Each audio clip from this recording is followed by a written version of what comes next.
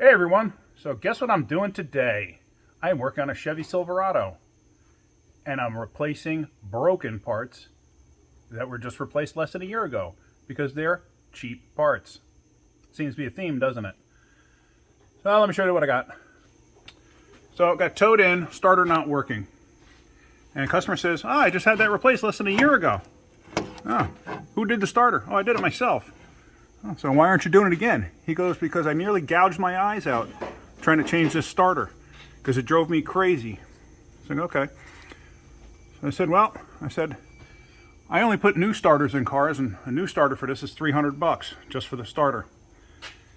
I said, but I can get it to you for $200. I said, that's my cost, but you know, I'm going to do you a favor. This guy's an extremely good customer, so I want to keep him happy.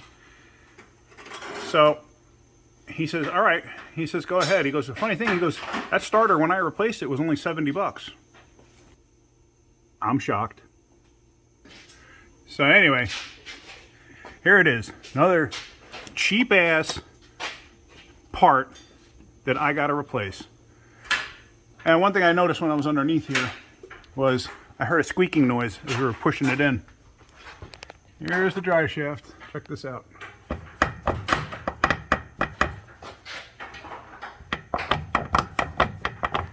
Ain't that U-joints worn? Yeah, just a little bit. So now I'm going to be putting U-joints in this thing too. So here I actually already took the bolts out of this. It's 2 bolts to hold this up. The problem with these things is it's a tight fit. You got to take the bolts out. Oops, let me back up. Once you take the mounting bolts out from underneath here, you take the bolts out. They go up there. And there's a shield that goes here, held in with a little 10mm. I'll show you that going back in. But what you do is you pull all of this out, and then you got to tuck the starter up in that hole there to get the nose to come down far enough to drop it like this. So now you got to pull off this little 8 here and that 13 there from the main battery cable. Obviously you got to disconnect the battery, which I've done already. Alright, so there it is. I got the starter off, and what I usually do with these connectors here, even I had a pretty good connection, I mean, it didn't look like there was anything wrong with it. I'm going to sand those down before I put it all together. And I spoke to the customer, I will be doing the U-joints too. And you can see here by looking at the back of the 2 studs, it had a good connection, because if it didn't, you would see like corrosion or like burn marks or something. But here it is. Here's El Cheapo for all you guys that like to do cheap stuff. Here's another failure, less than a year later. Alright, so I got those cleaned off as you see, just like that. Here's the new starter, so that's going to go in place right now. Alright, so now the starter's hanging, and as you see, I have the wires hooked up and they're bolted up. Now, if you're ever installing one of these starters, this is the trigger wire for the solenoid. This is the main post off the battery itself. Make sure that this is not contacting this. The reason being, if this is contacting this, it'll actually crank on its own. It'll just sit there and start cranking. Ask me how I know that. I've seen it more than once, trust me. Especially when people do this, you know, on their back in their driveway and they really have no mechanical experience at all, but they think they can change a starter because they watched a YouTube video. But yeah, just it's something to keep in mind. So let's go back to it.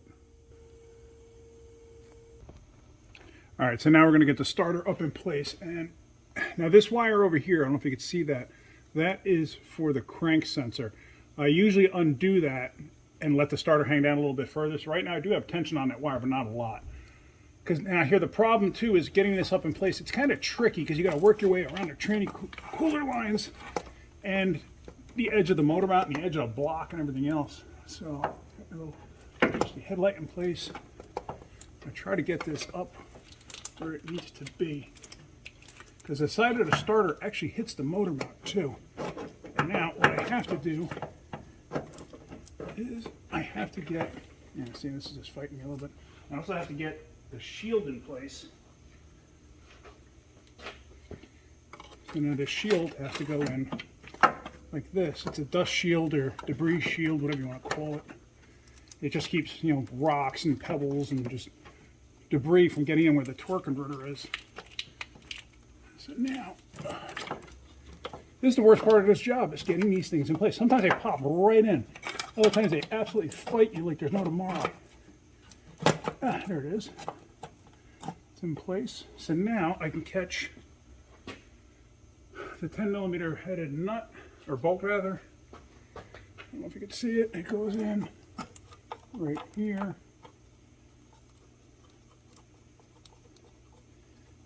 Now, if you're using your truck off-road at all, try not to forget that, because that'll actually make your life miserable if you get a rock stuck in the bell housing.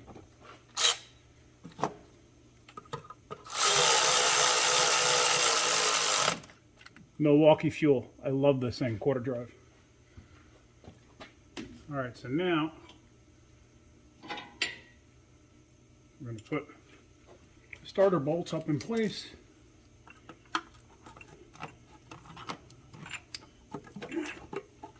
Sometimes this can be a little tricky too, because you got to get the starter in just the right position in order to catch it. Come on. And there we go.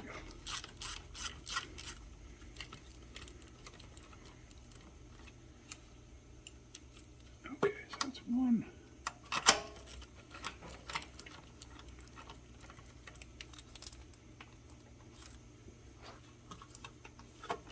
There it is. So there's two.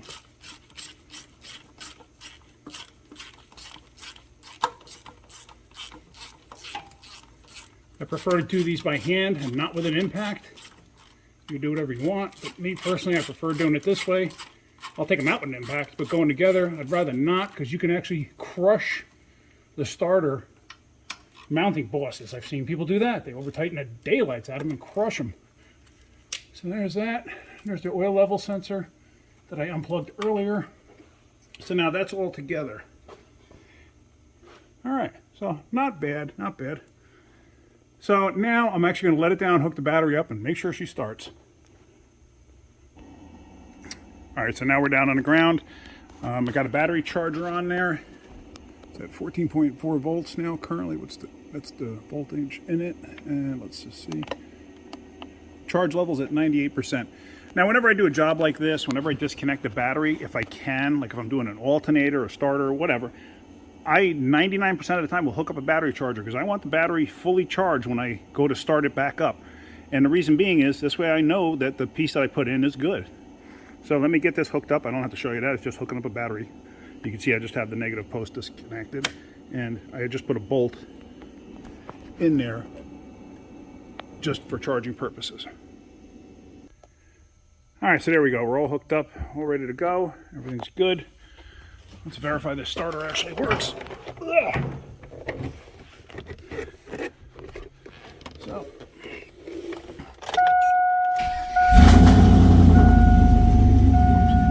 There we go. We're running. And you hear how nice and crisp that starter sounds? That's another reason that I charge these things up. So that's it. If you get something out of my videos, if you could, hit the like button. If you could, please subscribe. It would help me make more videos, and it'll help my content too. I guess that's about it. You guys have a great rest of your day, and keep wrenching.